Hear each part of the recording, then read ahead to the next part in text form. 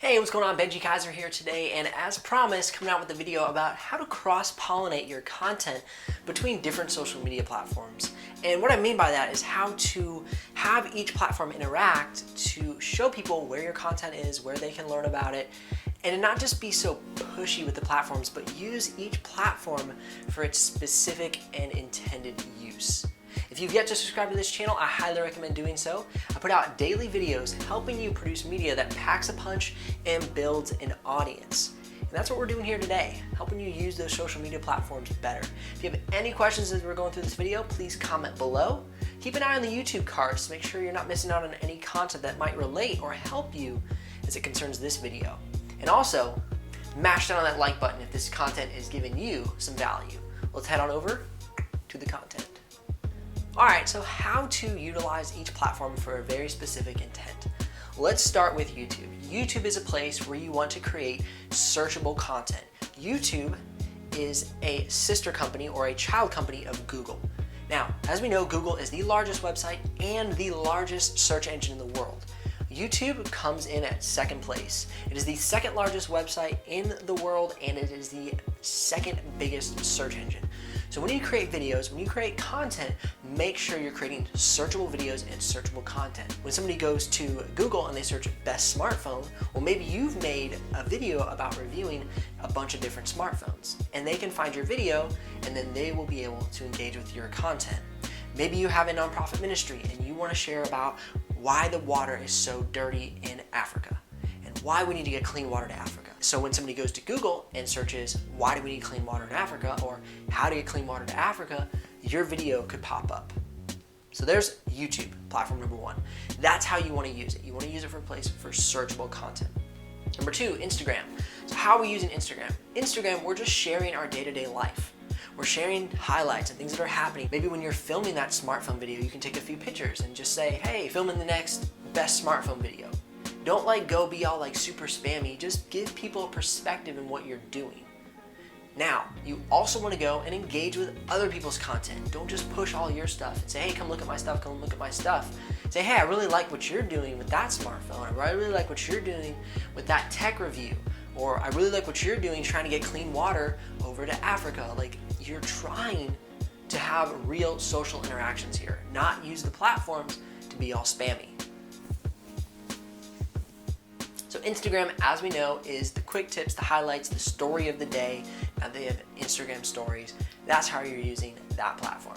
Another platform that is similar to Instagram, but a little bit more professional on the fact of you're sharing quotes, comments, you're interacting, you're making connections, you're sharing quick quips from the day, but then you can also post short videos and content just like you can on Instagram. I find that there's a larger range of 25 to 45-year-olds who are on Twitter and even beyond, obviously, but I find that Instagram's a bit of a younger demographic and Twitter is a little bit wider of a demographic. I personally enjoy Twitter because it's a little more interactive, where I feel like Instagram, everybody's just flipping through so fast. There's not as much conversation and interaction. You can't see the conversation that's taking place. So when you share your content on Twitter, take that same mentality. Kind of give some updates, some things that are going on. Give some shout outs to people that you really like their content and you really think they would enjoy this certain article or that article. That's a cool thing about Twitter is you can share articles, where Instagram, you can't really do links or articles or anything. All right, moving on to Facebook. Facebook is where you want to create communities. You want to create content that people can really rally around and get excited about. So that's what you're doing there. So maybe if you have a video on YouTube, maybe you should just post it on Facebook as well, because there's Facebook people and there's YouTube people. That's what I find. People really don't want to do that transition between the platform. They like their platform. They like to reside on their platform. So give them the content there. You want to create content that people can have a conversation around. Obviously, it's not as searchable as YouTube, so it's going to be something that you want to make kind of quick and snappy and something they can oh, they're scrolling through their feed and they see your video.